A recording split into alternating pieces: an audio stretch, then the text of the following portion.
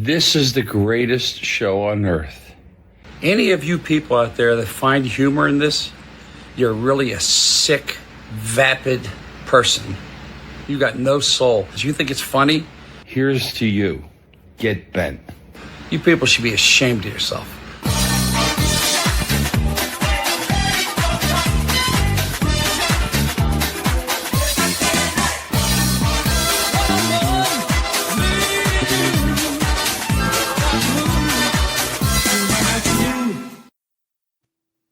Fantastic. Boy, every time I hear that song and Frank's wonderful greeting to the world and his kind words, I tell you, it's beautiful.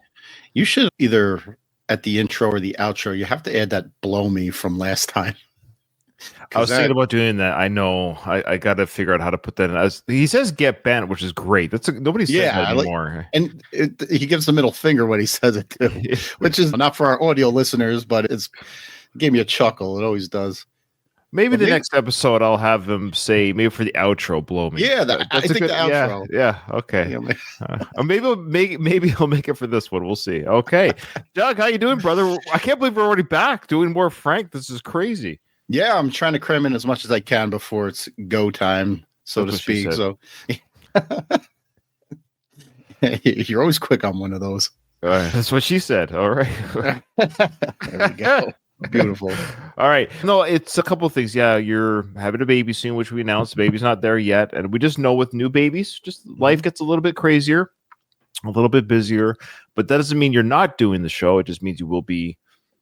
Your options might be a little bit less. And you're like, hey, Ryan, I love doing the Frank. I want to do this episode that we're covering today of a show, of a podcast. We haven't done a podcast or interview one in a while.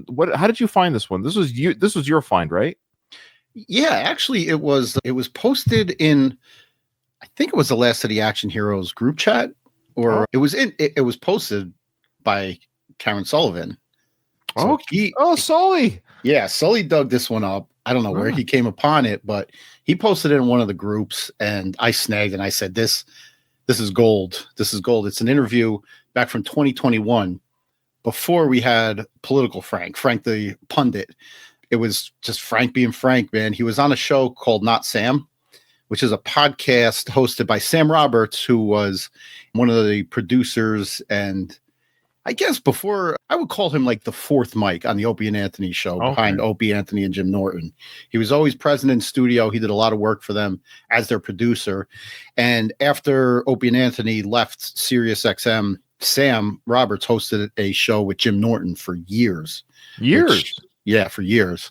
Jimmy Norton just recently left the show. I think Sam is still doing something on his own with Sirius, but Sam he's been in broadcasting for probably 20 years or more. He's big in WWE. He's involved with them somehow, doing promotional stuff with them. So Sam, you could tell because this interview, as we watch it, is really good. He's a really good interviewer. Yeah, you could tell he knows how to talk on the mic. I've never heard of him. No offense, Sam, if you're watching this. It's just blame it me being Canadian, maybe. I don't know. I didn't listen to XM radio or Sirius radio. I didn't listen to that, but I'm aware, of course, of the Howard Stern. I've heard of Opie and Anthony, of course. I hear Opie's doing really well lately, though. I don't know. I heard he's doing pretty good. But Sam, I feel like I've heard the name, but I think there's a rock and roll artist called Sam Roberts too. Am I getting that confused? I think there might be a band. It's possible. Okay. Unless you're deep into radio, you might not know who he is, or Opie and Anthony. Obviously, every Opie and Anthony fan knows who Sam is. Okay. He has a very distinct voice too, which seeing him on screen as he's giving this interview, his voice does not match his look at all. I saw some earlier clips on his channel because I did see his YouTube channel. It does have a lot of subscribers, but his view count, it's more than ours. This isn't a slight, but I was just trying to figure out who he is. Who is this guy? Because this is Frank Stallone. Who is this guy? So I was trying to figure out Sam Roberts, who is this guy as well. And he has 375 subs on his channel, but his videos average anywhere from 1K to 5K, which is great. So I'm thinking, why the disconnect between number of subscribers and viewers? At least our channel, we get more views and subscribers on our channel, which is weird, which is great. We only have 19 subs, but we average 50 to 100 views per YouTube video. So I'll take it. So we get like more views and subs. Anyways, that's just on our YouTube page. But the point is, he did early, like I saw his early videos. Yeah, he was big into wrestling. That was the majority of his audience. I would suspect like 10, 12 years ago, he was interviewing people from McMahon to The Rock to Mankind. So those are big names in wrestling that he had on his radio show. So I suspect a lot of the early subscribers would have been those. But yeah, but no, he seemed like a good interviewer. And I think, Doug, this interview with Frank took place during the pandemic, I think, is my understanding. I don't know what it looked like, because it was 2021. Yeah, for our listeners, it says February 8th, 2021. Yeah, so in the pandemic days, for our listeners and for our audio watchers, of course, for our video watchers, of course, as well. Doug, what we did, because this is a 15-minute show, Doug listened to and took notes for the first half of the show of Sam Roberts' interview with Frank, and I took the second half. So whatever Doug presents to me for this first half, I've never seen. I didn't watch. So I went in like mid-interview, which is always jarring, but you start to catch up pretty quickly what the interview's about. Mm-hmm. And so, Doug, you did the first half, and you have not seen the second half, correct? Correct. Okay. All right. Yeah, let's get into it. I've got the video ready to go.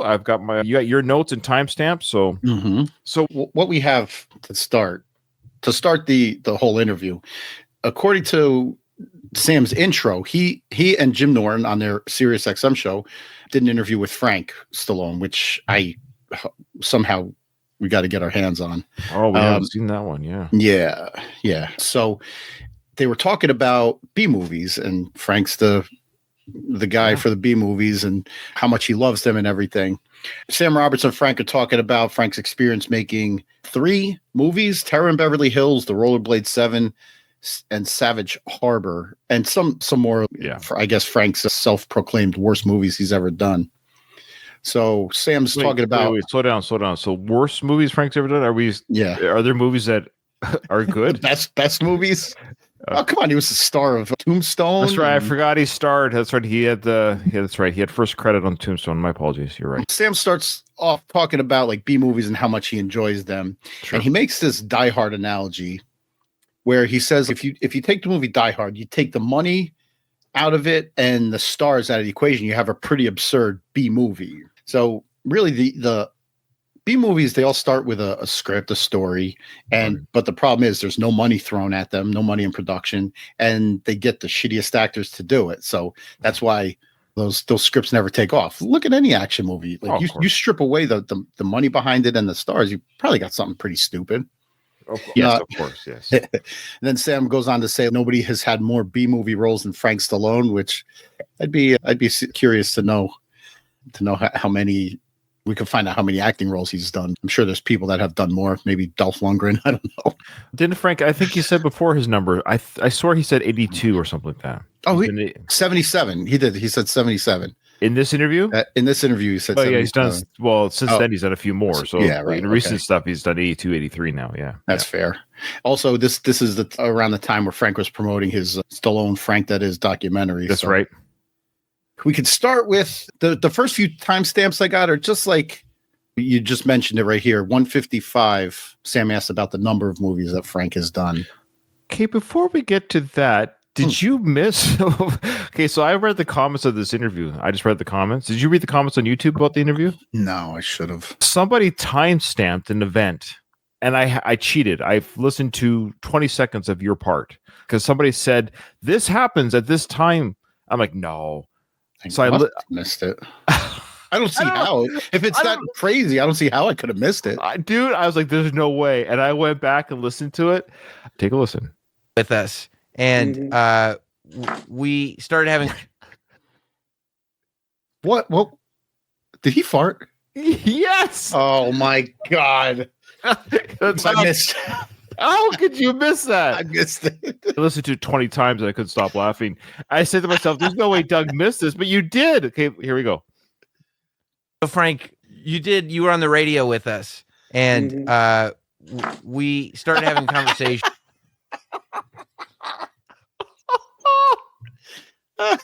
Maybe he's just shuffling a deck of cards. No. One more time. In case our listeners and viewers don't believe me, there's no way he didn't sharp, man. Like it's not wet. Did they have a mic next to his ass? Like it's crazy. Dear listeners, tell me I'm not wrong here. So Frank, you were on the radio with us, and we started having conversation. I just love the mm-hmm. And you hear a little bit of a grunt. You hear a little mm-hmm. Yeah. All right, thanks everyone. There's been another episode of Frank Stallone. Who is this guy? We should have ended with that. It might have been the funniest It part should of have the been video. our closer. Oh, that was his opener. You know what I'm saying? God. All right. So what time do you want me to go to? It doesn't matter. After that. It's right after the shirt. Here it is. And our time ran out. But towards the end of that conversation, we started talking about some of the bad movies that you've done. Because you said, and it was pretty mind-blowing, it was like you've been in 77 movies, which is an amazing career. But you said as much as Rocky's on that list and Staying Alive's on that list, and there's a lot of good ones, you said at least 55 of them were terrible. No, I'd say 70. Right. See, this is my favorite version of Frank. He's a little self-deprecating. Yeah. He still doesn't have like the social decorum that normal people have. He comes out and says some stupid things. Sharp. But I miss this Frank. We got full-on political Frank, and that's just, it gets tired. It gets tedious. But this was my favorite Frank. Self-deprecating. He says 70 out of his 77 films are horrible. Although I think he's being a little generous to himself. It might be so. 77 or so. But yeah, I miss this Frank. It was good. I agree. A little self-deprecating Frank. Yeah, here we go. Nice. Consider them works of art, Sam, because you consciously could not go out intentionally to make a movie that bad. Exactly. So it's a form of a film noir. Yeah, I think so. And in all these movies, right, what occurs to me as I'm watching them is that you know, again, he's talking about the movies that he's been in. I don't know if this is specifically talking about the first movie they start covering, which is Savage Harbor. But he comes out just and says, you can't intentionally go out and make a movie this bad. And I don't think anybody does. For you try to make a good movie, but then it turns out bad, and then it gains a cult following after that. I hear you, and I don't disagree with what you're saying. Like, generally speaking, I agree. But the films that Sam is covering on this episode, they're particularly bad films, especially that Rollerblade one. I hear you, but here's my argument against that theory. So there's movies like The Room is a good example of they truly tried to make a good film. I forget the guy's name, the writer, director. Oh, Tommy Wiseau. Yeah, that's right. So I think in his heart of hearts, you're right. He tried to make a good film. He was delusional. Like that's what makes it so crazily bad is that he felt and tried. But even the actors, I believe they knew, oof. I don't think people tried to make a film that will fail or bomb at the box office or will be horribly reviewed. However, if you and I were just like, here's $1 million, Doug and Ryan, and here's some camera, go make a film, I would objectively know, I don't think we're doing a good job here, Doug. I don't think we're nailing, like, our acting is stiff. So I hear what Frank is saying to a certain degree, but he has to be savvy enough to understand that Rollerblade 7, whatever Death Squad movie that he was in, there's no way he objectively did those roles or those films thinking to himself, yeah, this is Die Hard, this is Rock, because he's been on the sets where they are good films, if that makes sense. Okay.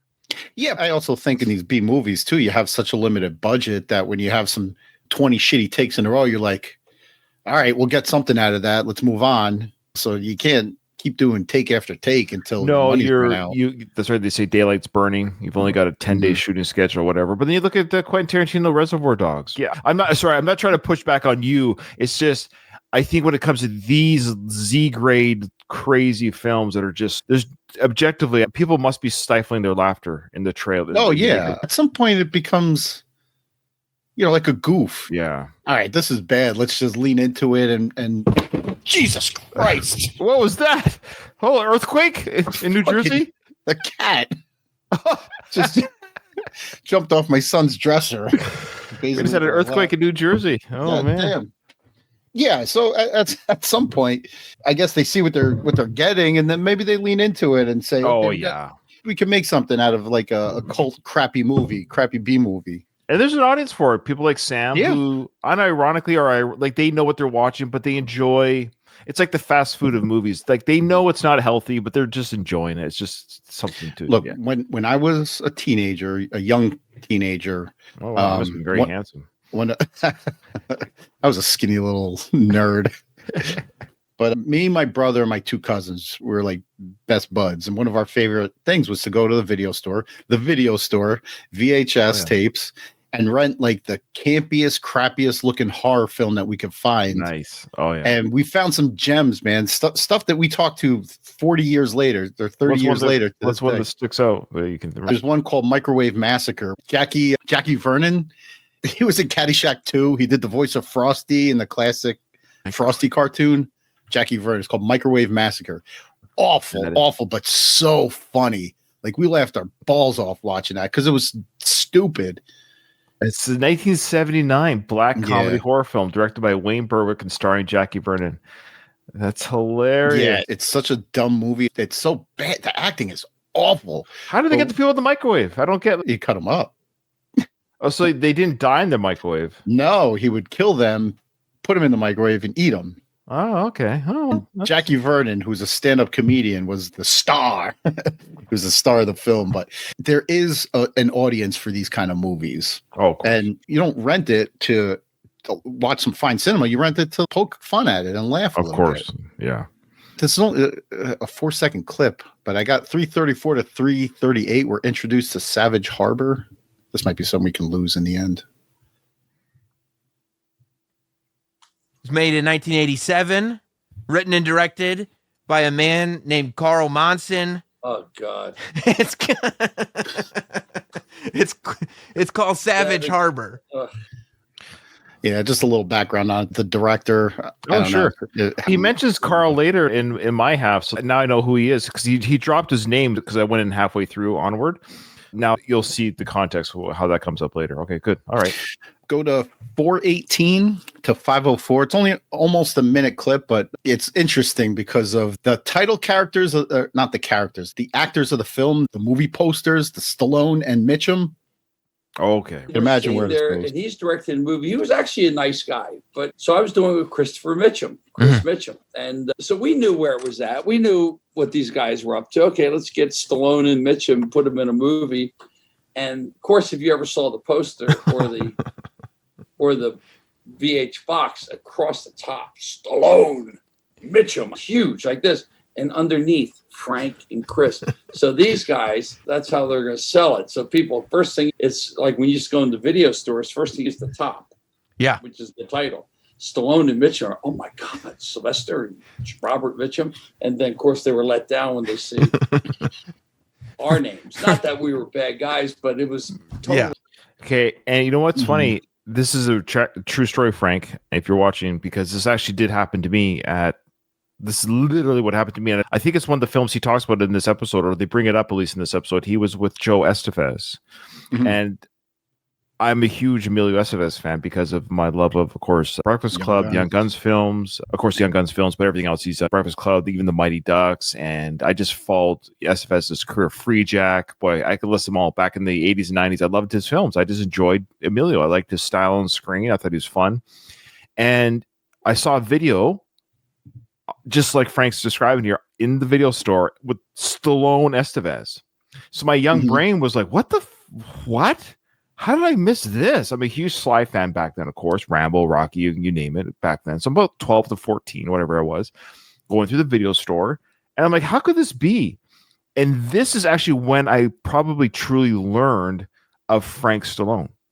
The irony is, like, I might have known Sylvester had a brother at the age of 12, like maybe somewhere, but did I really believe he was an actor or in movies? I don't know. But I picked up the video box, then I saw the little name above Frank Stallone and Joe Estevez.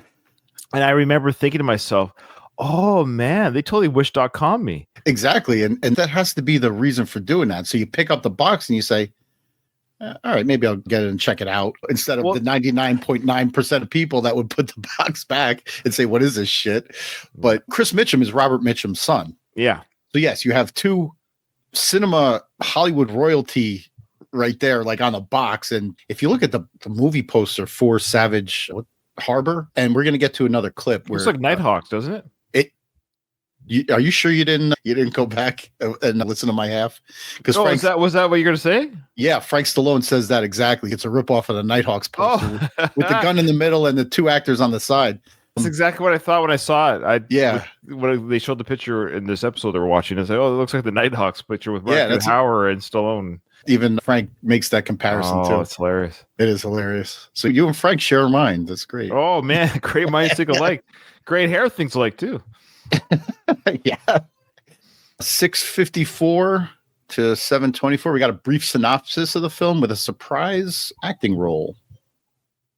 You could get artsy with this. If they asked, "Oh, you're making a movie. What's the movie about?" and you had to explain, "I am a sailor who falls in love with a prostitute that wants an avocado farm." who is obsessed with his avocado farm. Avocado farm, which I probably have no idea. And you know, the girl that was dancing as a stripper was the little girl in the Addams Family. Wednesday? Yes. So you look where her career went. Look where her career went. She turned to a whore. Oh, I gotta use a bad word, little Wednesday. Whore. Yeah, so there we go. First of all, the synopsis of that film, the whole avocado farm thing just makes it sound even more ridiculous than the rest of the premise. But yeah, little Wednesday Addams grows up and becomes a whore. Whore. That's funny. I love how Frank's like, just because she plays a hooker in the TV, like the actress is one too. Like, she grew up to be a whore. Yeah, she went from being like a little vampire chick to a whore. Frank, she wasn't really a vampire in real life, and she's not a whore in real life. I looked at the IMDb, and it is, in fact, Wednesday Addams. Real name, Lisa Loring. Good for her. We got at 7:53 to 8:09, we have more synopsis of the film, and Frank being a white knight. Oh, good. That we're discussing, but you want to take this prostitute that you fall in love with and bring her to your avocado farm and make avocados, but her pimp gets her hooked on heroin again, and you have to go and save her. Which in real life I wouldn't do. You would just I say, go ahead, whatever. I'll find somebody else to plant avocados. I'll find a real farm girl for avocados. In real life, I'm not chasing some heroin addicted hooker. Go ahead, pimp, take her.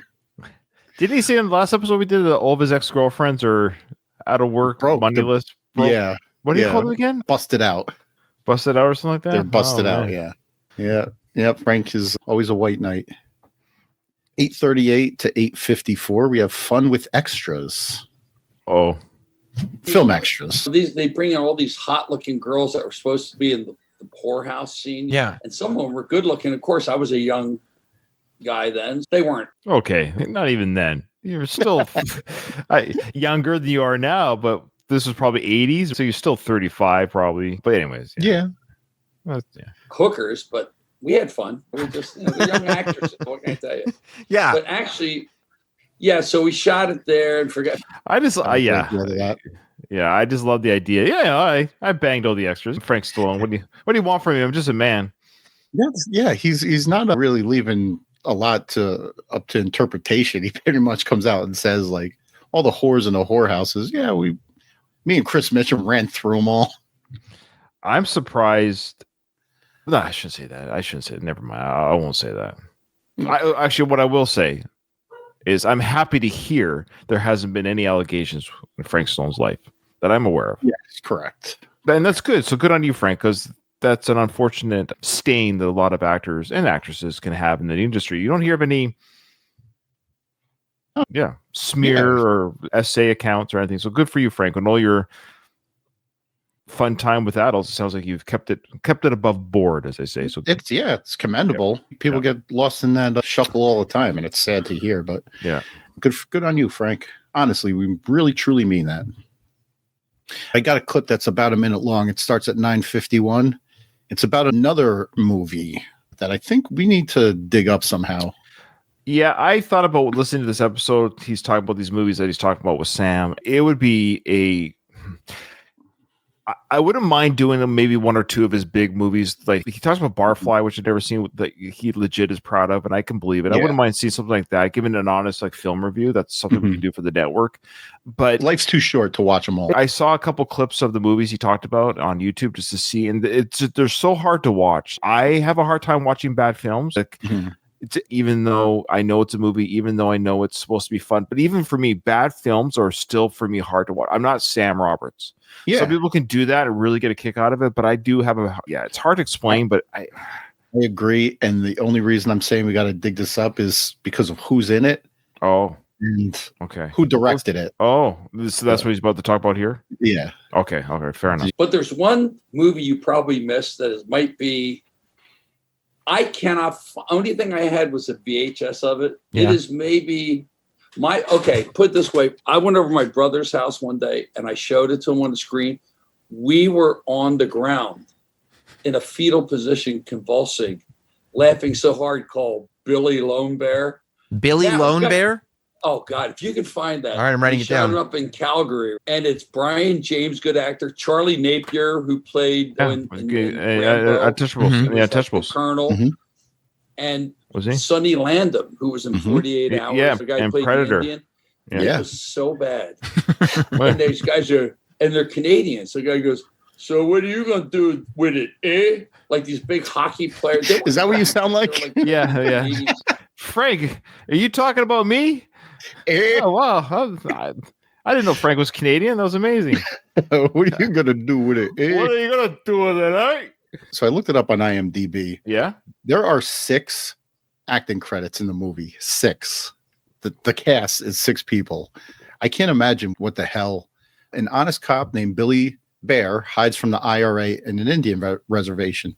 The problem is the IRA's assassin is a bad cop. On the reservation, Billy turns the table on the assassin. Directed by Sonny Landham. Wow. Between Frank Stallone, Sonny Landham, and Charles Napier, this might be worth a watch.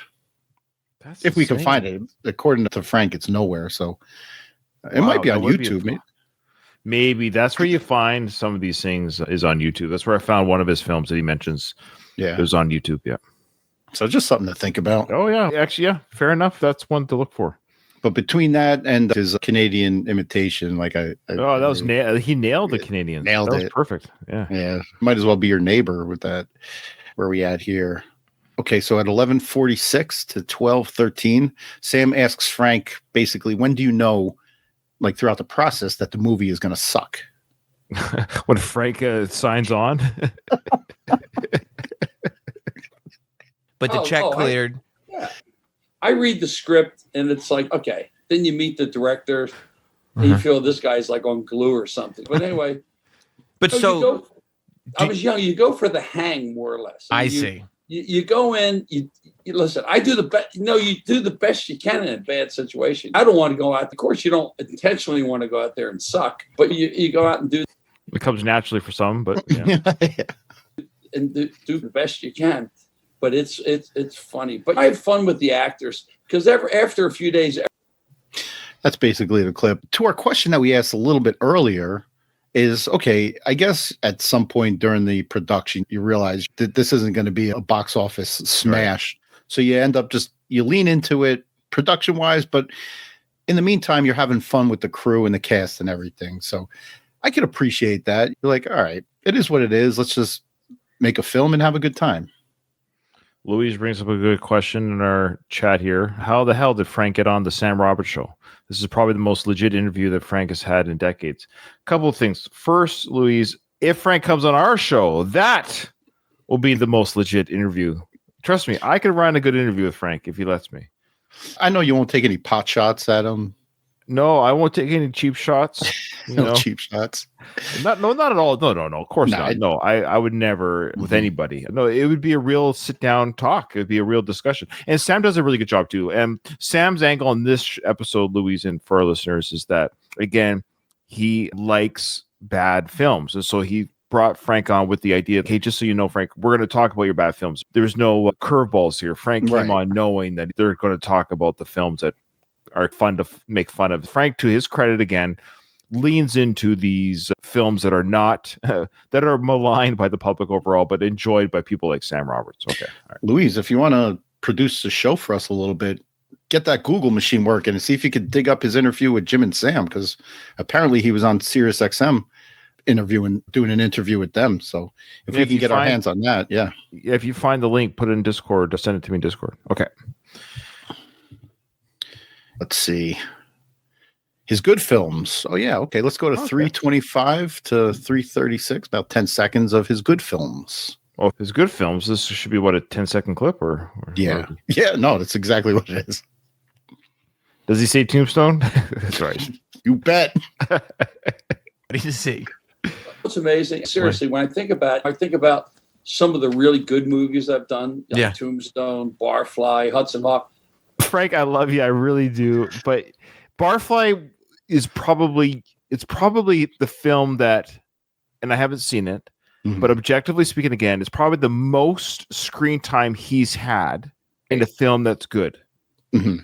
Does that make sense? Yes, but he says films that I've done. Like you, that's what I mean. Do those films? That's what, Frank. I love you, but that's what kind of bugs me. You can't say you've done. You can say you were in, you were a part of, but you didn't do Tombstone. Kurt Russell and Val Kilmer did Tombstone.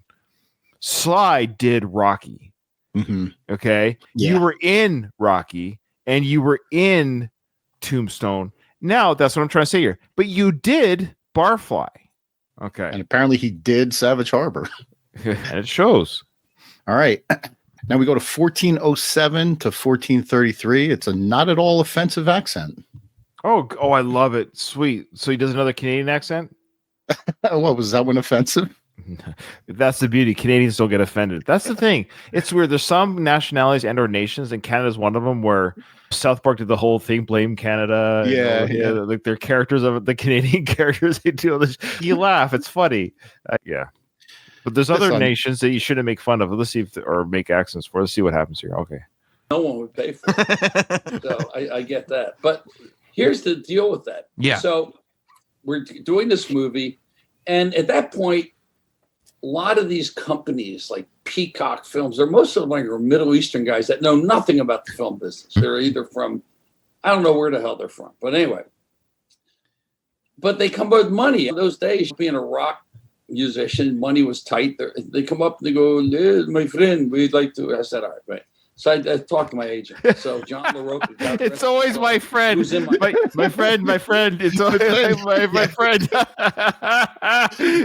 I've traveled the world in the Navy, and I've been to numerous countries throughout the world, all over the world, Doug, my naval port visits. And it's true. It's always my friend. I'm everyone's friend. Everywhere I go, I'm their friend. A lot of friends. I got a lot of friends. That's great. He only gives you a little snippet, right? He should have kept going. My friend. I love it. I love how he said my friend. That's perfect. I think, though, if he goes too long, he's going to lose the accent. It's going to sound terrible. So he gets in, gives you a little sound bite, and gets out. He's a pro, this guy. He's a pro.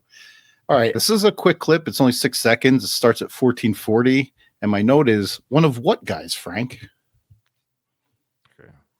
God rest his soul. Who's in my movie, who just passed away. But he was the classiest agent because he'd take the gold from out of your teeth. He was like one of those guys. Yeah. So he knew. One of those guys. One of what guys, Frank? Who takes the gold out of somebody's teeth? Who could be an agent? I was going to say, let us know in the comments. We go to 1652 to 1720. He's talking about a deaf-mute cameraman. Oh, wow. He probably enjoyed Frank's movies more than anybody. They would have someone with him, but he was good. So anyway, I show up on the set one day, and he's going ballistic, the camera guy. He's going, it's like a hand job, all his hands. I said, what the hell's going on? And the interview going, I said, I'm sitting with Cameron. I go, what the hell's going on? I wish our audio listeners could see. Remember that controversy where Donald Trump imitated the reporter that made that spoke poorly about Trump, and Trump did the emotions of what the reporter may or may not have looked like. Frank did his Donald Trump doing the same thing. Like he's imitating a deaf mute person's actions, just kind of like flailing his hands and going. I don't know. Is that what deaf mutes sound like? I guess I act like they flail their arms in frustration. All right. Yes. Showed up. He goes, these people, the film company Peacock Films, they forgot to bring the film. Okay, 50 miles out of town. That's good. So the deaf mute is flipping out because he has no film to put in his camera. 1737 to 1808. We got more totally non-offensive stuff. Oh, sweet. In my 50 years in Hollywood, I've never seen anything like this. So I said, I'm going home. Yeah. Because by the time they got back, And they go, oh, no, my friend. I said, nah, I'm out. So my manager took the brown bag with the cash. I went home. I said, when you get together, call me again. So we come there next day, and there's craft services, and they have all their family there sitting in our director's chairs eating food, like with I don't know what the hell they wear, those things in the Middle East, or you can see this much of their face. I said, what the hell is this? Was this the Last Supper? What the hell's going on here? So I said, no. Okay, you know what's funny? I was watching your half for the first time, right? Yeah. And Sam Roberts, he runs like a structured show. The idea is he's bringing Frank on to talk about bad films, the bad films he's been in. He tries, definitely in my second half. Mm-hmm. So it looks like he's having the same issue in your first half. He tries to steer Frank back to talking about the films and the because he really wants to hear about the process, and he asks real questions like, did you have a script or what was it like? He tries to get like the behind the scenes with how these films are, like how do they become the disaster they become type thing. But Frank, he's a storyteller like his brother. They got to tell stories. It's always the stories, and it's not quite the stories that are about the films. What are we talking about here? Yeah, I'm getting the same sense from your first half. And even though Frank has aged 4 years since this interview, it's still like he still has that stream of consciousness that I talk about all the time, where he just, something will snap in his brain and he'll just go off on a tangent that has nothing really to do with the conversation at hand, but it's just that his brain fires something into it and he goes off on a tangent. Yeah, but he's just loaded with that Middle Eastern stuff. He's my friend. Where's my film, my friend? All right, at 1913, we have the comedy rule of threes, the offensive version. Is this number 3? We know the comedy rule of threes. Here we go. You wanted to walk off. I got the feeling. Not walk off. Didn't want to walk. It was just so ridiculous because you go from Barfly to this, or you go from Rocky, where everything is professional. These are the Mike Westmore, the greatest people in the business, to like a bunch of hacks that were like washing elephants a year before. I mean, yeah. So, but I got the feeling as I was watching it. Wait a minute, a bunch of hacks, washing elephants. Yeah. Oh, okay. Guess the country. God have mercy. All right, we go to 2059 to 2110. Quick clip. It's a Jack Nicholson comparison. Oh, nice. I have no idea. I don't know how to throw wheel kicks and stuff like that. So it's just but you have to have a sense of humor about it. Of course. Because Jack Nicholson did 27 really bad movies, Roger Corman movies, and he didn't do too bad in his career. Yeah. You got to start somewhere. You got to start somewhere. I love that. You got to start somewhere. But the difference between Jack starting somewhere is, Frank, you're still there. Yeah. Jack Nicholson at some point made the transition to serious movies, and Frank is still doing B-movie roles. Veterans Day, man, that movie it's in post-production. Oh, post-production? It is, according to IMDb, it's in post-production. So is Waxman. Waxman's in post-production already because it's one of those films shot in 12 days. Mm-hmm. Yeah, I looked at his in-production stuff, and there was a couple of them that I'm interested in. Veterans Day, that one that's because it's right for the network, right? It's a war movie. Action. It's action. Yeah, it's war veterans going head-to-head with cartels or something like that. Yeah. 2312 to 2331. Favorite line. I'm not sure what this is, but let's check it out. That fans like the most. You still have the line that fans like the most. Which is that? The line that I like the most is when your wife is worried about you. And you look at her and you go, I didn't even know I had a wife, did I? Oh, wait till you hear about your wife in this movie. First, I'll tell you the lines, and then I'm going to tell you about your wife in this movie. So when you look at your wife and you go, maybe you didn't hear, Hack Stone don't kill so easy. I was like, oh man, God, that is so great. That is great. But the line that everybody loves. Maybe you don't hear, Hack Stone. And you don't bathe either. So he's talking about a line. This is the second film that we're talking about now, The Terror in Beverly Hills or something like that. Yeah. If our audience is tracking these bad films that they're talking about, sure. Yeah. I mean, bad movies are built around these one-liners. So I could totally imagine Frank, like, in earnest, delivering a line like that. Hack Stone don't kill so easy. Or Hack Stone was his character's name. Oh, man, I love it. We go to 2344 to 2407. Frank don't remember. So we got a little taste of that before. Where I had a wife in that movie. Frank's having a little problem with his recall here.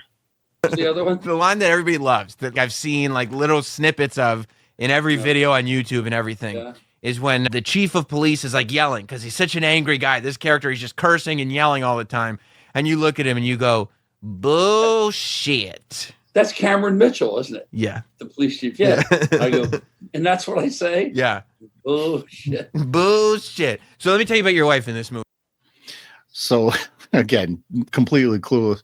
But I like after, and he did it in the last clip too, even though you went long on it, he'll repeat the line, because when he said, Hackstone don't kill us, and then he laughs about it. But here he delivers his bullshit. Just Sam said it to him. So he's always in character, man. Always in character. This will be viral if I repeat the line. You can clip this and put this on YouTube or whatever. And I guess that kind of leads into this. This is my final clip, 2408 to 2424. Always performing. Oh. Because I'm glad you forgot, because it is the weirdest. I didn't even know I had a wife. So you have a wife and a child in this movie. And it is Stallone don't kill too easy. I'm going to tell that to a girl next time. Frank Stallone don't kill too easy. It's a great line. But tell it to a girl. Hey, you're on your first date with this girl. Just by the way, I don't kill very easily. Whoa. Yeah, I don't know. But he had to repeat it. He had to repeat it 2 more times. All right. Always a performer. Yeah. You got time for my hap, Doug, or what? Yeah, let's do it. I hope so. I've got a lot of notes. You're very good at your timestamps, by the way. I'm not as good. I apologize. So mine are like general areas. I don't know why I do that, because I think I get lost in what I'm listening to. I'm like, oh shoot, I think that happened 10 seconds ago. Okay, you're very professional, Doug. Boy, maybe I purposely like Awakenings. I think I purposely like you're not even involved as an actor. Yeah, they could have easily just added those scenes in, while you were at home. Sam's basically just explained Frank's whole career. You don't even need to be there. In fact, Frank, it's better if you don't show up to the set. I think we will just get somebody else. That's hilarious. Anyway, so that's how that started off for me when I started listening to this interview. Who is this guy? That's funny. All right, next clip. And then they would call you at home, and it was great. It was great. No wonder they made a documentary about my career. How would you survive this? So that was just a plug about his documentary. This is where he's taking the mick out of himself, which we talked about at the beginning of this episode, where this is fun Frank just saying, that's why they're making a documentary about my career, because Frank Stallone, who is this guy? This is full on self-deprecating Frank. So he laughs at his own documentary. It's also a bit of self-indulgent Frank too, because it's a mystery why they made a documentary out of your career, Frank. Did you ever see Along Came Polly? That Ben Stiller, Seymour Hoffman. Long time ago. Yes, I've seen it the one time when it was first released, but yes, yeah. But Philip Seymour Hoffman's character was like a child actor. He was in one movie that was big, and then him as an adult, he's still holding on to this one film that he was in, and he hires like a True Hollywood Story crew to follow him around and pretending like Channel is making a documentary about him, but really it was him that hired them. So I kind of getting a little bit of that here, Frank. Oh, that's good. I like that. Now, Doug, have you ever heard of the movie Debbie Does Dallas? I have. Okay. Have I seen it? Maybe. I actually haven't seen it. I think I've seen snippets just out of curiosity, just see what is this film that everyone. It's the how would you label it? It's the Titanic or the Star Wars of porn films back in the day. It was the biggest porn film ever, all right, when it was in theaters. Anyways, he references the budget of the Rollerblade movie. I forget what it's called, like the Seven Samurai Rollerblade movie or whatever it's called. That's the I don't know what it's called. It's in the the Rollerblade 7. Was it like a Seven Samurai? I think so. Now that I say that out loud. Anyways, he talks about the budget and he compares it to. Yeah, it's very similar. So bad. That might be one of the worst movies maybe ever made. It was made in the San Fernando Valley. It was so cheesy. We're talking about beyond low budget. If that movie cost $20,000, I think Debbie Does Dallas, like just the opening scene, costs more than this whole movie. Okay. So I did a quick little research. I didn't get the budget for Debbie Does Dallas. It didn't come up, but they said at the time the average adult film at the time cost about $20,000 to $50,000. the Rollerblade film he's talking about was actually a budget of $600,000. So, Oh wow. yeah, it actually had a pretty big budget. So, all things considered, the first 10 minutes of Debbie Does Dallas cost them $6,000. So, his film was much more expensive than Debbie Does Dallas. I'm sure Debbie Does Dallas has a bigger return than yeah, way Rollerblade bigger 7. return. People kept coming back for more. All right. I hate you. Clean up in aisle 3. All right. Hold on. Louise got back to Oh. us. I looked through all of Jim and Sam's YouTube page and didn't see a clip of Frank. I can't seem to find it anywhere else either. Oh, wow. Okay. Thank you for doing the work for us, buddy. Thank you. The check's in the mail, Louise. All right. Here we go. Frank doesn't tell the truth about something. Here it is. I wanted to ask because it's Donald G. Jackson who also directed Hell Comes to Frogtown. Well, doesn't that tell you right there? The movie Hell Comes to Frog. So Hell Comes to Frogtown was a movie directed by the same guy that did the Rollerblade film, who stars Roddy Piper. Roddy Piper's famously in that film. Famously? Yeah. Oh, yeah. I knew that. Oh, Roddy really? was in that. Yeah. Okay. I've actually heard of that film for real. But he talks about Roddy right here. And the Did you person ever see that? I've seen Hell Comes to Frogtown. Yeah, Is it bad? Look, Roddy Piper, he was great in They Live. I did a movie with Roddy Piper. What He was movie? great. I forget. I don't know if it ever came out. Oof. Okay. So I love Sam to his credit. What movie? Because he's ready to write as he's talking to Frank, he's actually writing down things. He writes down, I want to get that movie. I want to see that movie. So Frank goes, I did a film with Roddy Piper. And Sam's like, oh, which one? He's about to, and goes, I forget.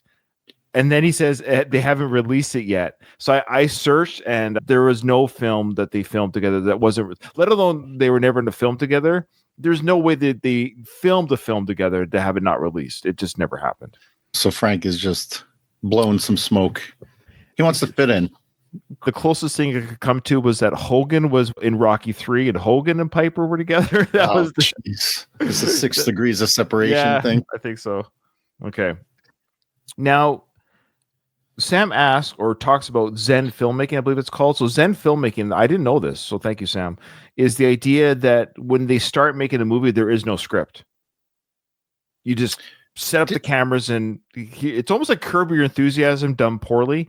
Yeah. Meaning we're gonna have a fight here to fight for save the girl from the bad guys. Go, start talking. It sounds like the way they did Mission Impossible, but Brian De Palma with Mission Impossible, he started with the action scenes where he knew the action set pieces, and then he built the story around that. But this seems different. This might be a little bit different. Zen. I think it's called Zen or Zed or Zen filmmaking. They did it through what they call Zen filmmaking. Do you remember them talking to you about Zen filmmaking? No, only thing I remember is the filth around the bathtub. Okay. Toilet not being flushed. That's what I remember. So he's talking about the bathrooms were horrible that he had to use on set. There's rings on the bathtub, and the toilets are full of shit. Listen to what he says about the writing, and this I had to look up.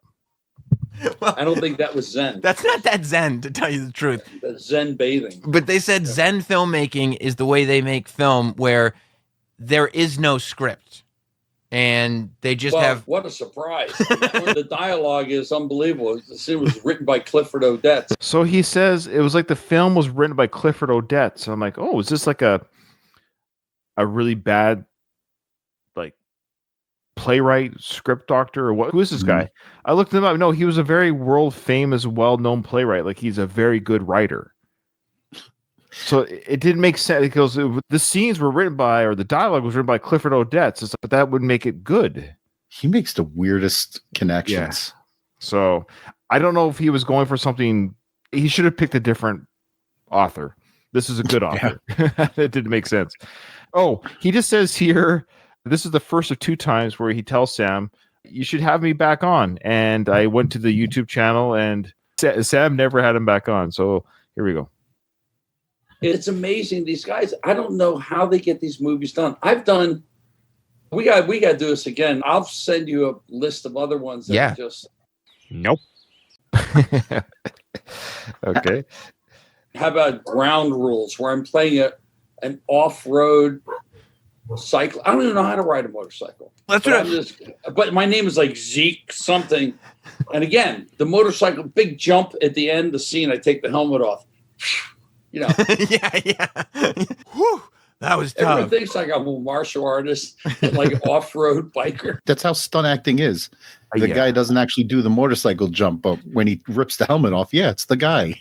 The only one that does that is Tom Cruise right now, and Jackie Chan back in the day. There's Yeah, very right. few actors that do the stunts.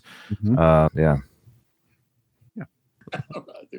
So the Black Knight is basically, first of all, you talk about like names and stuff like that. All three of these movies do exactly what you said, where it says Stallone on the poster, and all three of them do it. But the great thing about this is that it says Stallone Estevez, because Joe Estevez. This was the movie I saw. I remember when they talked about this in the interview, my brain went to saw this movie in the video store. Mhm. Is in That's the Rollerblade. one. See him. Yeah. Yeah. I did a movie with him called The Garbage Man, which is really bad. Really bad. Oh, And- there's so and many. As a matter of fact, Marty Sheen showed up on the set and he had to leave. So Martin Sheen came onto the set because Joe Estevez is there. I think Joe must be. I think he's the brother of Emilio, so it's one of Martin's sons. So Martin's there to visit his son on the set. Oh, let's see what you're doing. Martin, of course, has been an incredible film. Like this is what I mean. That he sees the set, sees the direction of the film, so he knows pretty quickly. Oof, my son is in another bad. But Joe Estevez, another bad film for Joe. Here's what Martin has to say. So Hollywood is like a family business. Oh, sure. Joe Estevez, is that name sounds very familiar. He's Emilio's brother. I know, but it sounds I'm familiar. sure he's been in for- something. I'm sure he's been in something that's decent. I'm sure, but Wait, hold on. Was he a musician? No. I don't know. Wasn't? No. Who wrote Joe Oh. Esposito, Yeah. the song for the Karate Kid, You're the Best Around. Joe Esposito. jeez. I'm sorry. Yeah. Cut that out. I sound like a No, that's staying buffoon. in. No. Anytime you sound like a buffoon, that stays in. You're handsome. I can't give you brains too. One or the other. This is, I can't be around this. he goes, you think your career's over? Boy, after this one. Yeah. So you hear that? So Martin says to Frank, "You think your career's over? Well, we'll be after this movie." That's a great singer. Zing! Yeah, for Martin's sure. got some chops. Okay, but then Frank continues here very shortly why he does these films. Fair enough. So you don't remember if there was would you have done the movie if there had been no script? At that point, if they paid me, I didn't care. I was at that. Yeah. Yep. Look, and I'm not casting aspersions here. I'm not. That's not my intent here.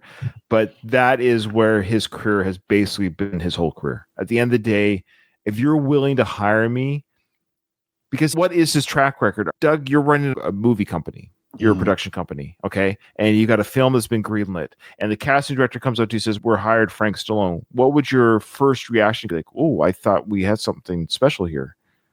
Yeah. Are they thinking we had something special? Or are you saying if we got Frank Stallone, we can at least use the Stallone name? to get No, some but heat? I didn't frame the question very well. What I'm trying to say is it's a project you truly believe in. Like it's something that's going to be good. No, it's a good film. Like you've got your heart set on this. Any film that Frank's been in, like Tombstone, the reason why Tombstone is Tombstone, but it's not Tombstone because of Frank. He had an early Right. kill. He was killed by Doc Holliday in a 2-minute scene at the very beginning. If I'm backing a movie financially, let's say, and then the casting director tells me we got Frank Stallone, I would say, "Oh, this is the kind of movie it is." This Yeah. is the financing. Yeah, what's our budget? I thought we had a bigger budget. Yeah. Yeah. Yeah, we can't afford a stronger cast. I'm like, oh shoot. Yeah. Yeah. Yeah. You're bummed. Yeah. So here we go. So here we have Frank just telling us the kind of caliber of people he works with. I don't know. You would think, and there's also there's one scene where the director who also acts in the film, I think he plays the Pharaoh or the Pharaoh's brother. Go back He's- like 10 seconds. What was yeah. Frank doing with his hand there? Oh, So there's one scene where the director who also acts in the film, I think he plays the Pharaoh. This is purely for our YouTube listeners, but what the hell was that? He was like jamming his thumb like the side of his thumb up to his nose. What were you I think it's smelling? like smelling. I think he's smelling something on his thumb. He checked from that fart before. He checked. Oh, I think his so. I under- think he was sitting on his hands maybe during that. Or he just reached back to check. Just be like, Oh, "Hold come on. how bad is this? What am I sitting in right now?" Oh God. Or the Pharaoh's brother, he's talking to a woman, and they say that, oh, she's speaking to like a psychic. She's translating for a psychic. But it's clearly just a cover because she's getting fed lines and she's just repeating them. Well, But the original voice they're horrible. Listen, there's a good movie I did in South Africa called Mask of the Red Death, Edgar Allan Poe. And if you want to see something really bad, watch me try to do the tango in knee boots. It is a movie called The Mask, whatever. It is an Edgar Allan Poe film. And I love how Sly, one of his greatest projects is to do the biopic of Edgar Allan Poe. But his brother Frank has starred in one of his stories. Imagine that. It's horrible. The whole film's Frank- on YouTube. It's Oh bad. God. Right now, Frank has a closer connection to Edgar Allan Poe than Sly. That's his baby. With putties and a saber. It's so bad. But there's good actors. See, the thing is, I've done movies with Donald Pleasance, Brenda Vaccaro, all these big actors. But at one point in your career, you've lost a lot of money. You need the money. Of course. Oh, Those are the big actors that he drew from. Yeah, it's weird, but he's saying he couldn't say Val Kilmer at the time, for example, or Kurt Russell, because he's saying he's worked with big actors who have to do movies with me in bad films because they've lost their money. Oh, I see. Yeah. And what I love how Frank's measuring. You're down to the dishes with me, baby. He's like, hey, Donald Pleasance, how does it feel to be the shit with me? They've reduced themselves to co-star with Frank. Oh man, he's done that a couple times, and he's mentioned where I don't know if I have the clip, but he mentions that even good actors do bad films. I think that came up in yours as well. Yeah. But Frank, that's fine, but why can't bad actors sometimes do good movies? We have here, I think I just wrote down idiots again. Somebody's an idiot or something. Yeah. It's like one of those floods like in San Fernando Valley. Oh, okay. So he's talking about the production where they had to fill up the set with water, like Titanic style or whatever it was. And he's just talking about how the water was deep and if you're not careful, you can drown. And then he describes the type of people that drown. Most of the movie takes place in the wheel zone. I don't know if you know that was the location. The wheel zone is where it was a gutter, like in the valley, like a storm drain where they're like going. Yeah. It's like one of those floods, like in San Fernando Valley, like those things when we have the big floods, they fill up and people drown because they're idiots and shit. Yeah. People drown because they're idiots. He says the people that drown are stupid. Okay. Is he talking about that scene in Terminator 2, the motorcycle 18-wheeler scene? That big concrete like aqueduct that they chase through? Yeah, maybe. That's a very famous filming location in LA. Oh, It's in maybe, a but lot of I just love that clip. There was just to demonstrate that people that drown are idiots. I don't know. Yeah. I don't know. I just why. wanted to show my knowledge about filming locations, but yes, Yeah, maybe. Good job. People that drown are idiots. Yeah. Why? But he says people that drown there because they're idiots. Like what? I guess smart people don't drown ever. Okay. This is interesting. He brings up Sage Stallone in this clip, and it's nothing to laugh at. That's not why I brought it up, but he does a funny thing. I don't know if you'll catch it. He mentions Sage Stallone, then he does an action that I found interesting. Tell me if you catch it. The thing is, I'm happy in a way that people enjoy it. It's not, I wish there'd be some of my other movies they'd like to review, but what are you going to do? Oh, here he's talking about how I'm glad people enjoy these bad films, but I wish they would review Barfly. Okay. I bet that there's a podcast somewhere that has reviewed Barfly. I'm sure. I kind of wish people would stop pointing out all my crappy films and maybe mention Tombstone every now and then. That's not a Frank Stallone vehicle, though. I know. It's okay. I think it's fun, and I love the idea. So I love being around young filmmakers that say, "Wow, man, that's really cool." I said, "Whatever floats your boat, man." This is my favorite stuff. I'm not going to sit here if you. Oh, so this is Sam will say here. I'm serious. I actually enjoy these. I didn't bring you here as a goof. Being 100. My late nephew Sage, this was his thing. He was one of the founders of Grindhouse. Yeah. And he went to Italy and he bought a collection of maybe the worst movies you could ever find. And I got to find out where they are. God rest his soul. But there you go. Did you catch that? God rest his soul. Knock on wood. Yeah, what was that? Have you ever seen that before? God rest your soul, knock on a wood or a table? Is that a thing? I've just never seen it before. Knock on wood is when you like to prevent jinxing yourself, like saying, I'm going to live for 100 years, knock on wood. I went back a couple times to catch it. He goes, God rest his soul. He goes, yeah, that's bizarre. All right. God rest his soul works, yeah, but why the knock on wood, Frank? Because he's dead and you're not, you're knocking on wood so you don't join him? Here we have Sam started saying this. That's what I was saying before. He started saying, I genuinely enjoy your bad films type thing. That's why you're on the show. And he revisits what he started because Frank interrupted him as per his whole interview. Yeah. Things happen in life. Maybe divorces and stuff like that. They need the dough. Yeah. Oh, yeah. He talks about again why they're doing these bad films with divorces. That's why they need the money. Oh, yeah. And Sam, he assures Frank that he's here legit. And then, you justify it at the time. Yeah. But like we're saying, like you let years pass and 30 years later, we're still talking about it. And I'm sitting here telling you, like, I'm not yanking your chain. Like I'm telling you, I want to talk to you about these movies because but you know, I love them. At the end of the day, it's like when yeah, I like that too. Snark. So tell me if I'm wrong. I don't think Frank listens to what people are saying. No. He's waiting for his next moment to speak. He's waiting for his next, because Sam just said, hey, just so you know, it's a pleasure to have you on. I want to talk about your films. And Frank's not even responding to that. Oh, he's ready for his next story, but he's gearing up for it. So he's got a hock a loogie. Justified at the time. Yeah. But like we're saying, you let years pass and 30 years later, we're still talking about it. And I'm sitting here telling you, I'm not yanking your chain. Like I'm telling you, I want to talk to you about these movies because but you know, I love them. At the end of the day, God. All right. I wrote here, what's funny than blank? Why did I write that? You know what's funny than blank? Like the match game. We're knocking Jackson's door down. And you know what's funny? He died young. Yeah. Oh, yeah, that's right. It's funny. It's funny.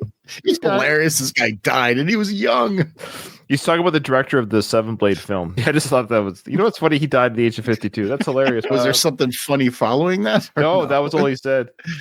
He just said he died of a heart attack, but it was actually leukemia. That is hilarious. Heart attack, leukemia. You're right, Frank. That is funny. Jeez. This part here is funny. Frank just starts looking up his films on his phone. All the films he's been in. He grabs his phone and just starts using his phone. They don't have the budget to blow up a car. So they put this is like 1980s version. I call it CGI, but it's obviously not CGI. They just put an animated explosion in front of the car. And then they move the car for the next shot. Wait, I'm trying to find this. I'm trying to find this movie. Some of these are so bad that they're actually. Poor Sam's. Oh, he's actually on his phone looking up his filmography on his phone. IMDb. Sam's like, what do I say right now? When you're like looking up something on your phone, you're not really paying attention. You're just saying words to fill the space. Sam was telling a funny anecdote about a film. We watched it as a viewer. It was interesting how they show the car explosion. They just superimposed an explosion over like a stock, like a stock explosion over in front of the car. They moved the car away that's blown up. And Frank's like, yeah, so I'm just trying to look at my movie here. I don't know if you can actually go Transformers. So he says, listen to that. He says Transformers, and I don't even know that. He wasn't in Transformers. And Sam's, what? Look at his face. He's like, you were in Transformers? Watch. I don't even know what these are. And you were in them? Huh? And were you in them? Is that what you're looking up? Yeah. Oh, my God. Wasn't it like a video game or something he provided the voice for or some Transformers bullshit? He wasn't in Transformers. People rock you, celebrity. Some of these things I don't even know what they are. So do you go back and watch them? Are you the type that's I need to get the Rollerblade 7 series because I need to see my work? Interested. No. Wouldn't you want your own film collection? Like just for prosperity? That's tough. I'm on the fence about that. I've heard actors say when I used to watch actor interviews all the time. I don't care so much anymore, but when I was growing up, I did a lot of Stallone's on the Tonight Show, whatever, Van Damme, and I watched these things. And then So just to hear celebrities say, "Oh, I don't like to watch myself on film," I think, "Oh, that's kind of like pretentious of you." Now that I do my own stupid podcast, I hate looking at myself. I hate it. Yeah, I can. So I don't know if I would have my own films. I think films are different than podcasts, but I hate watching myself, so I can get people not wanting to watch themselves. You got a guy like Frank, though, where this is your legacy, right? And if once everybody forgets about it, it's gone. But if you have the actual copies of it, that can be passed down. I don't know. The longer I talk, the more dumb I sound. But it seems like you'd want to keep your collection just for prosperity. But yeah, I guess. Well, yeah, he can give it to his kid. Pretty well-known actors, and he would just hog all the lines. Yeah, that's what I love. Like, I love the idea. They could never get in a movie, right? They would never. They get a few bucks and they do their own movies because they couldn't get an acting job. And I just wrote ironic. Yeah, interesting point. And he's biting his finger because I think he's realizing, no, the only reason I have any kind of acting jobs whatsoever is because of my brother. Yeah, he's grimacing a little bit because he knows that hurts. That hurts his soul. He proudly states there that he never went to professional film school or acting classes or anything. He's self-taught. It's like, if you want to be a doctor, you got to go to medical school. If you want to be a lawyer, you got to go to law school. If you want to be an actor, you just got to find some cash and you can get it done. You can get it done. But I'll tell you, I kind of like the fact. I think I was a somewhat natural actor because I've always been a bit of a ham. Yeah. But learning on the job was actually quite a bit of fun. Okay. So no offense. That's not how it works. Look at the actors from Marlon Brando. I'll talk about his days to Paul Newman. You know, they just sauntered on the set. Marlon Brando was the king of method acting. He started it. There's a reason why his name is in the echelons of the acting world, because you don't just saunter on the set because you're hammy in public. That's not acting. One doesn't translate. No, because he's saying, I'm a performer. I tell stories. I'm good at a party. Okay, cool. You're entertaining. You're an entertainer. So you're a music guy. I get it. But that doesn't translate with Leonardo DiCaprio in The Revenant. Really? Leonardo does a great job in those films because he's hammy? Because he's good in a crowd? No, it doesn't work that way. Sam did make a funny point there too. When he's all you got to do is show up with some cash and you can be an actor. And we've actually seen, I don't remember which movie it is, but the people who buy their way or bid their way in. You can buy their way in. That's those movies that Frank is in. Yes, people do buy their way in. They become producers or whatever, executive producer, and they get a spot on the movie. It's like a GoFundMe for the film almost. The good news is, after Frank watches our podcast, because I think he does watch our show, I don't think we have to feel bad about ourselves anymore. Frank explains why. And so I'm making a little fun of myself. But the thing is, if you can't really, I know it's a trite saying, but if you really can't laugh at yourself, some people have no sense of humor at all. There you go. There you go. So he's fair game. It's all good. If you can't laugh at yourself and your own and look, I laugh at myself. You have to be able to laugh at yourself. Yeah, you can't take yourself so seriously. And it's good because we have no hate in our heart towards Frank. All the stuff that we say about him is all in jest. He's a mockable character. We take advantage of that. But it's refreshing to hear him say that about himself. Absolutely. We got the green light from you, Frank. Thank you. Got the green light. And one last clip. This is my last clip, because the other one, the clip, he says again to have a thick skin, so it repeats himself on that. He talks about, and I think the reason why he's doing this, I'm not speaking for Frank, but I was analyzing why did he keep bringing up thick skin and laughing at yourself because we're nearing the end of the interview, is because he recognizes this whole hour he's done nothing but talk about the shitty things he does in film. And I think there's a part of him like, but it's all good. It's all good. Oh, you got to laugh at yourself. Life is funny. So we're going to talk about Barfly? Yeah. Because he actually asked, I didn't clip it as well, but he asked Sam at the end, who's your audience? Who's watching this? He's still afraid that he might be getting trolled a little bit. I think that's what it is. So he's been a little bit of, Sam's like, no, it's just people that like bad films. That's who's watching this. People who like not to make fun of, who unironically enjoyed the bad film experience, like Mystery Science 3000 type people. They're the ones who will enjoy this interview. And Sam is a master troll. He's the one that invented Opie and Anthony's Shocktober. So, oh, really? He's the one that did it? He's the one that brought it to the show, where every October, for those people that don't know, Opie and Anthony would review a a radio show. This is way before podcasting. So they would review a radio show and just point out how mockable it is, all the stupid radio bits that morning radio used to do back in the day. And that was all Sam's idea. So Sam is always been a master troll. I don't know if Frank knows Sam's history, but I can see him being skeptical, especially if somebody invites you on their podcast to talk about your bad films. Might have a red flag up a little bit. Yeah. So I think he's disarming the comments by saying, I am laughing at myself. I'm having fun. It's all good. I did it for a couple bucks. I recognize that. It's all for fun, blah, blah, blah. But don't forget, I worked with Donald Pleasance. And then last clip here, Doug, why do you think Frank does movies? Why do you think he does movies? What do you think he would say here? For the love of the game, man. I just love being in front of the camera. I love showing my art.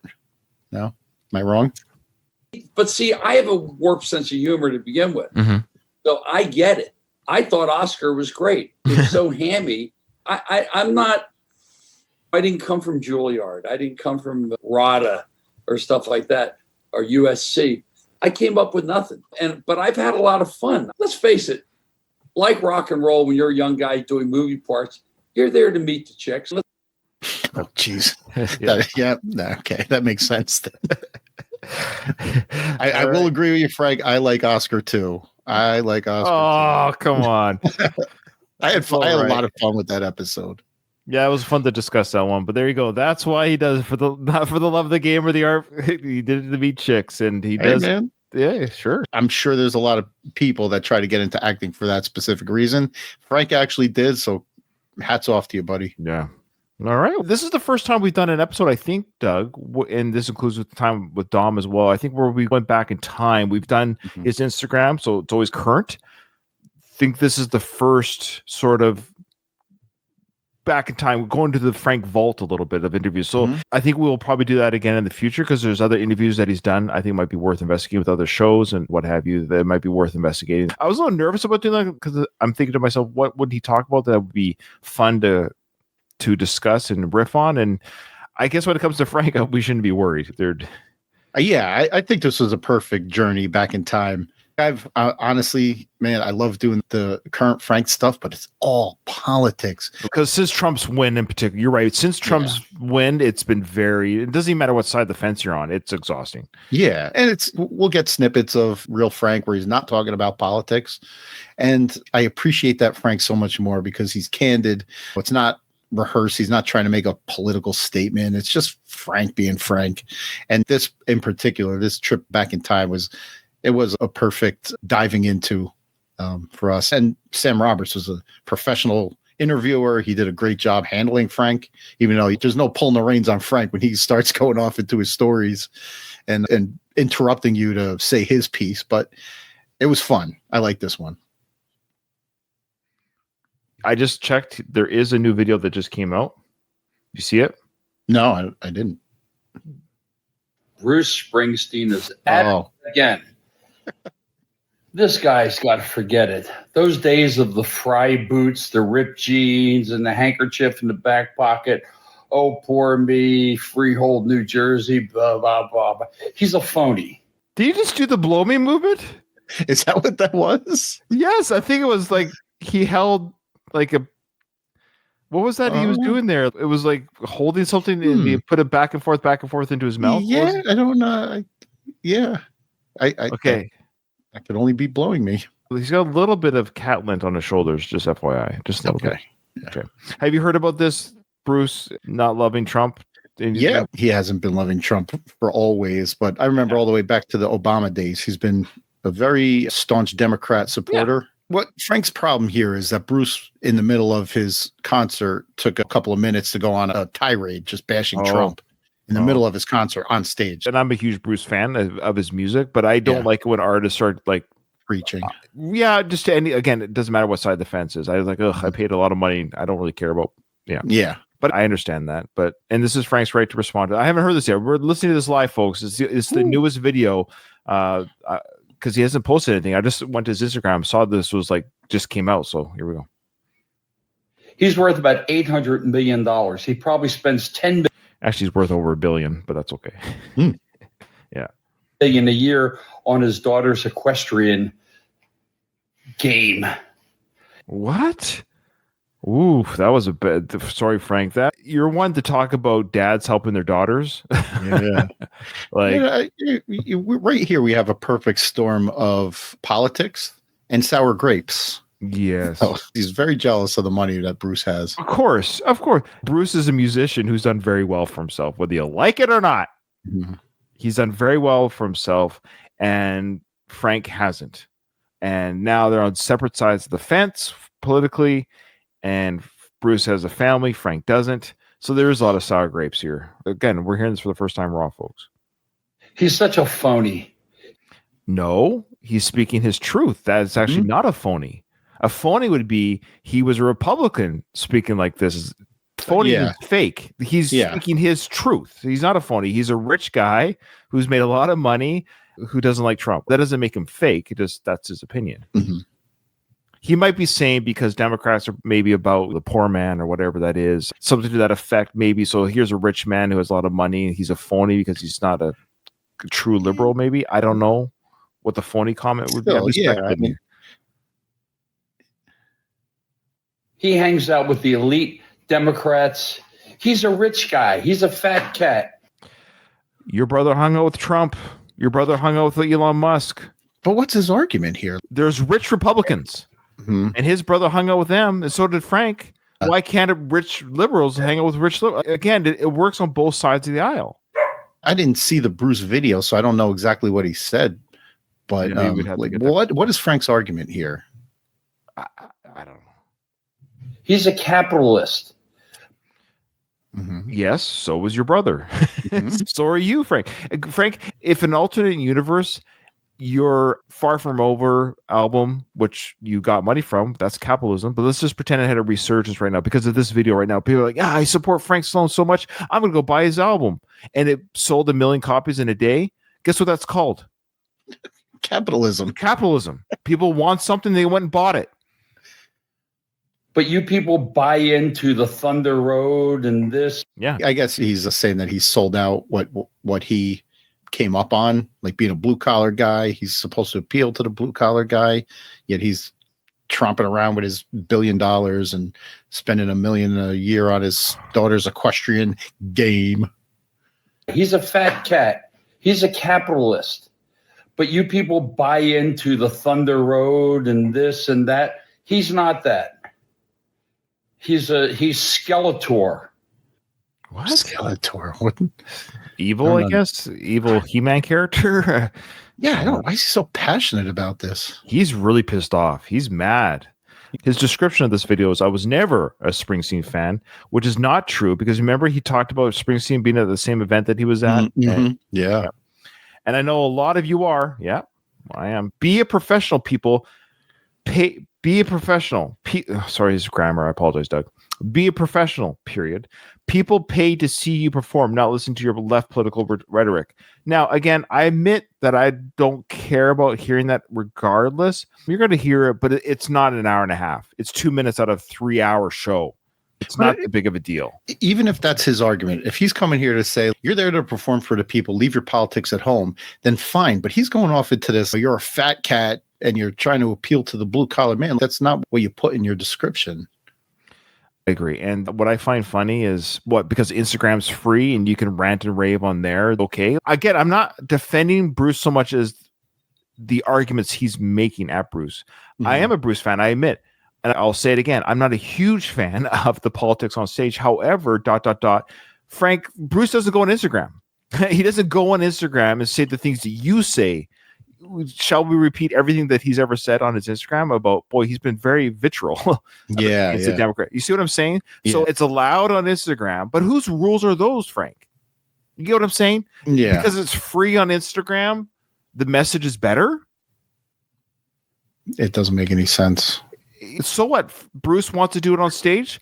If people, guess what? Capitalism, Frank, ironically, is that the fans don't like it. Capitalism, the very thing you don't like, apparently, would make people not go to his show. And then you don't have to worry about it. If Bruce is screwing over his fans by not being a professional, by talking politics on stage, then the fans will speak with their wallets and not show up. But after 50 years of doing this, because he's always done this, the fans show up anyways. He goes on to say here, grow up. You go to a foreign country and put down your president. Be a professional, not a brown noser. Who is he brown nosing? The other nation. Yeah. Oh, maybe the other nation. I was thinking the other rich people in music. I guess The elite. And to be fair, Bruce has also criticized Trump in the United States too. He's done it everywhere. Right. With the Telecaster. Wake up, folks, please. These guys get up there, they're embarrassing. They're embarrassing. No, I don't think he's embarrassed. He's one to talk. I was going to say this. That the amount of stuff that we've seen from Frank that could be labeled as embarrassing, like talking to the Muppets when he strategically posed them behind him in one of his streams, like or posing shirtless with coveralls on. We could go on. Yeah. Go back and listen to all our episodes. Woodstock's over. Wooden ships have left. What? Wooden ships. Wooden ships have left. Woodstock's over. What? Peace and love isn't around anymore? What? Come on. He's pissed off. Yeah, He's really bent out of shape. He is wearing a News Nation swag, though. You see that? And he also tagged News Nation on this, too. He's hoping this goes on viral. That's what he's doing here. He wants News Nation to have him on to talk about this. That's what this is. Yeah. Bruce, just retire. Really, seriously, man. Wow. That's a great point that you just made. I was just thinking about that. He's reaching out to News Nation. He wants to be their pundit. Yeah. You're embarrassing yourself. News Nation. Oh. God bless. Oh. Wow. You can't make it any more obvious than that. Wow, he was. I'm glad we pulled that up. I'm sorry, there, Doug, a little bit long in the episode, but all right. I'm glad we got to see that he is pissed off at Bruce. I wonder if Bruce will respond. Do you think any of that is just him performing? You think that was It's a little performative. He's punching up. To his credit, he's punching up, and to our credit, we're punching up because we're nobody. He's punching up to Bruce. He's a musician to musician. This is a showdown. a showdown? Okay. Bruce, All right. This will never come across Bruce's radar. You don't think Bruce has heard it before? Again, doesn't matter if you're Republican or Democrat. You're allowed to, the same way Frank shares his messages on his platform, which is Instagram. Bruce shares his on his platform, which is the stage. And Instagram is available where, Frank? In other countries. Other countries are hearing your message, Frank. So why is that so different for a person to be in another country and share their message about politics in a different country? One just doesn't use Instagram. Bruce doesn't do it on Instagram. He does it on a stage. Yeah, it's the same freedom of speech discussion. Anybody who's preaching politics, you're not going to sway people. No, it's redundant. You're screaming into the void. It's pointless. All right, Doug. Love doing this with you. Yeah, man. This was a good one. This was fun. I had a good time today. As always, anytime I'm on the mic with you, Ryan, it's the highlight of my day. So thank you again, and we'll talk soon. So I think all these shows are going to start falling by the wayside because I think people just don't want to hear anymore.